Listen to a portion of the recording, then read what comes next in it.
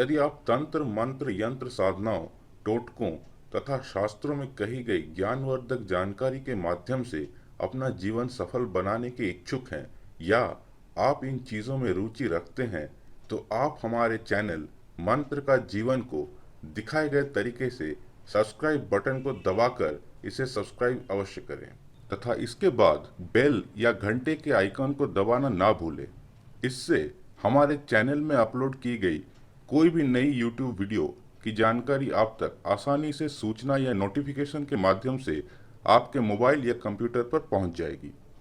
याद रहे, हमारे चैनल को सब्सक्राइब करना निःशुल्क अथवा बिल्कुल फ्री है, तो हमारे चैनल को सब्सक्राइब करें और अपने जीवन को सुखमय बनाएं।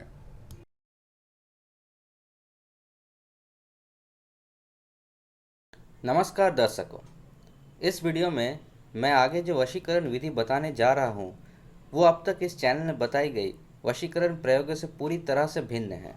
आज हम जो प्रयोग जानेंगे उसमें डाकिनी शक्ति द्वारा व्यक्ति को वश में किया जाता है। अगर आप नहीं जानते तो डाकिनी माँ काली का ही एक रूप है तथा डाकिनी द्वारा किसी कार्य को करवाना अघोड़ी अथवा दक्षिण मार्गी तांत्रिकों में प्रचलित है। दर्शकों, इस वीडियो को आप अंत तक ध्यान पूर्वक देखें, क्योंकि यदि आप ऐसा नहीं करते तो हो सकता है कि कोई बताई गई महत्वपूर्ण बात आपसे छूट जाए। इस प्रयोग को स्त्री या पुरुष कोई भी कर सकता है। इस साधना को आपको कृष्ण पक्ष की चतुर्दशी के अर्धरात्रि यानी 12 बजे को प्रारंभ करनी है।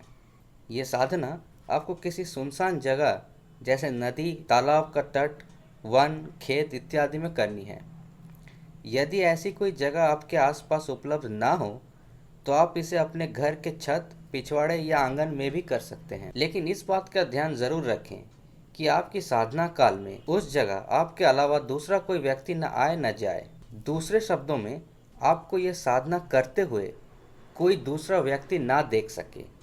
इस साधना को करने में 1 से 2 घंटे लग सकते हैं, इसीलिए समझबूझ कर ही साधना की जगह का चयन करें। आइए अब हम जानते हैं कि इस साधना में कौन कौन सी सामग्री की आवश्यकता होगी। तो आपको इसमें चाहिए होगा एक नारियल। दरअसल स्मशान भूमि में रहने वाले अघोरी साधुओं द्वारा कपाल अथवा मनुष्य की खोपड़ी का प्रयोग किया जाता है, लेकिन चूंकि ये साधना आम पारिवारिक व्यक्ति के लिए बताया जा रहा है, अतः इस साधना में नारियल को खोपड़ी का प्रतीक मानकर इसका ही प्रयोग किया जाएगा। नारियल के अलावा आपको चाहिए केसर, कड़वा तेल या सरसों का तेल, थोड़ा सिंदूर अथवा कुमकुम, कोई भी लाल रंग का एक पुष्प, एक मिट्टी का दीपक, थोड़ा किशमिश और बकरे की चर्बी। यदि बकरे की चर्बी किसी कारण से मिलने में मुश्किल आ रही हो तो आप मछली का तेल इसकी जगह पे इस्तेमाल करें। इसके अलावा मंत्र जाप के लिए लाल चंदन की माला, और यह ना मिले तो पंचमुखी रुद्राक्ष की माला की ज़रूरत होगी। अब चलिए इसकी विधि को जान लेते हैं। सबसे पहले आप दिखाए गए रक्षा मंत्र को 7 बार पढ़कर अपने दोनों हथेली पर फूंक मारें और उन हथेली को अपने पूरे देह पर स्पर्श कराते हुए फेर लें। रक्षा मंत्र इस प्रकार है: ओम नमो धरती माता धरती पिता, धरती धरे न धीर, बाजे सिंगी बाजे तरतरी, आया गोरखनाथ, मीन का पूत मूंज का छड़ा लोहे का कड़ा, हमारी पीठ पीछे यति हनुमान खड़ा, शब्द सांचा फुरो मंत्र ईश्वर वाचा। इसके बाद नारियल को कुमकुम या सिंदूर से तिलक करें और उस नारियल को लाल वस्त्र में लपेटकर अपने सामने रख लें। इसके बाद केसर, सरसों का तेल और चर्बी, इन तीनों चीज़ों को मिला लें और इसी से दीपक प्रज्वलित करें। अब इस जलता दिया को नारियल के समक्ष रखें। फिर उस नारियल के सामने अगरबत्ती जला दें। अब उस नारियल के ऊपर लाल रंग का पुष्प रख दें तथा किशमिश का कटोरा सामने रख दें। ध्यान रहे कि इस साधना में आपको दक्षिण दिशा की ओर मुख करके ही बैठनी है। बैठने के लिए वैसे तो अघोरी तंत्र प्रयोगों में कोई आसन का विधान नहीं होता, क्योंकि ये साधनाएं ज़्यादातर स्मशान भूमि के राख पर बैठ के किया जाता है। लेकिन अगर आप चाहें तो किसी काला रंग का आसन बैठने के लिए इस्तेमाल कर सकते हैं।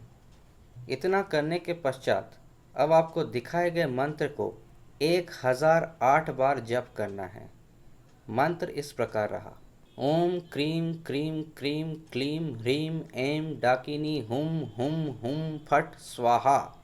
मंत्र धीरे से एक बार फिर दोहराता हूँ: ओम क्रीं क्रीं क्रीं क्लीं ह्रीं ऐं डाकिनी हूं हूं हूं फट स्वाहा।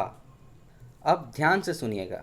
जब मंत्र का 1008 बार जप समाप्त हो जाएगा, या हो सकता है उससे पहले ही, आप देखेंगे कि वो नारियल अपनी स्थित जगह से हिल चुका होगा अथवा उसका जगह परिवर्तन हो गया होगा। यदि ऐसा हुआ है तो आप इस साधना को 100% सफल जानें। इसका मतलब है कि अब उस नारियल में डाकिनी शक्ति स्थापित हो चुका है।